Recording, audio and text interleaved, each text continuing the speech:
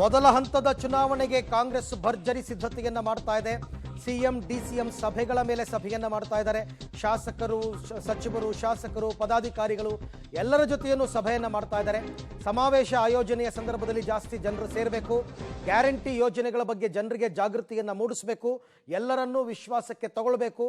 ಹೀಗೆ ಅನೇಕ ವಿಚಾರಗಳಿಗೆ ಸಂಬಂಧಪಟ್ಟಂತೆ ಮುಖ್ಯಮಂತ್ರಿಗಳು ಮತ್ತು ಉಪಮುಖ್ಯಮಂತ್ರಿಗಳು ಪಕ್ಷದ ನಾಯಕರಿಗೆ ಕಿವಿ ಮಾತನ್ನ ಹೇಳಿದ್ದಾರೆ.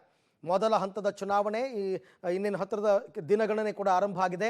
ಈ ಸಂದರ್ಭದಲ್ಲಿ ಪಕ್ಷದ ನಾಯಕರು ಯಾವ ರೀತಿ ನಡ್ಕೋಬೇಕು, ಚುನಾವಣೆಯನ್ನು ಯಾವ ರೀತಿ ಎದುರಿಸಬೇಕು, ಇದಕ್ಕೆ ಸಂಬಂಧಪಟ್ಟಂತೆ ಎಲ್ರಿಗೂ ಕೂಡ ತಿಳಿ ಹೇಳಿದ್ದಾರೆ, ಬುದ್ಧಿವಾದವನ್ನು ಹೇಳಿದ್ದಾರೆ. ಸರ್ಕಾರದ ಗ್ಯಾರಂಟಿ ಯೋಜನೆಗಳೇ ನಮಗೆ ಶ್ರೀರಕ್ಷೆ, ಅದನ್ನು ಪ್ರತಿಯೊಬ್ಬರಿಗೂ ತಲುಪಿಸುವಂತಹ ಕೆಲಸವನ್ನು ಮಾಡಿ ಸರ್ಕಾರದ ಸಾಧನೆಗಳನ್ನು ಬಿಂಬಿಸಿ, ಬೂತ್ ಮಟ್ಟದ ಕಾರ್ಯಕರ್ತರಲ್ಲಿ ಏನಾದರೂ ಭಿನ್ನಮತಗಳಿದ್ದರೆ ಅಥವಾ ಒಬ್ರಿಗೊಬ್ರಿಗೆ ಆಗಲ್ಲ ಅನ್ನೋದಿದ್ರೆ ಎಲ್ಲರನ್ನೂ ವಿಶ್ವಾಸಕ್ಕೆ ತಗೊಳ್ಳಿ ಅನ್ನೋ ರೀತಿಯಲ್ಲಿ ಇವತ್ತು ಕಾಂಗ್ರೆಸ್ನಲ್ಲಿ ಮುಖ್ಯಮಂತ್ರಿಗಳು, ಉಪಮುಖ್ಯಮಂತ್ರಿಗಳು ಸಭೆಯನ್ನು ಮಾಡಿ ಎಲ್ರಿಗೂ ಕೂಡ ಸಲಹೆ ಸೂಚನೆಗಳನ್ನು ಕೊಟ್ಟಿದ್ದಾರೆ. ಅವರು ಕೂಡ ಪ್ರತಿ ಕ್ಷೇತ್ರವನ್ನು ಗೆಲ್ಲಬೇಕು ಅನ್ನೋ ಕಾರಣಕ್ಕೋಸ್ಕರ ಅವರು ದೊಡ್ಡ ಮಟ್ಟದ ಪ್ರಯತ್ನವನ್ನು ಪಡ್ತಾ ಇದ್ದಾರೆ. ರಾಜ್ಯದಲ್ಲಿ ಆಡಳಿತಾರೂಢ ಪಕ್ಷ, ಮೆಜಾರಿಟಿ ಇರತಕ್ಕಂಥ ಪಕ್ಷ. ಹಾಗಾಗಿ ಕಾಂಗ್ರೆಸ್ ಹೈಕಮಾಂಡ್ ಕೂಡ ರಾಜ್ಯದ ಮೇಲೆ ತುಂಬ ನಿರೀಕ್ಷೆಯನ್ನು ಇಟ್ಕೊಂಡಿದ್ದಾರೆ. ಈ ರಾಜ್ಯದಿಂದ ನಮಗೆ ಹೆಚ್ಚಿನ ಸೀಟ್ಗಳನ್ನು ಗೆದ್ದು ಕೊಡ್ತಾರೆ ಅಂತ.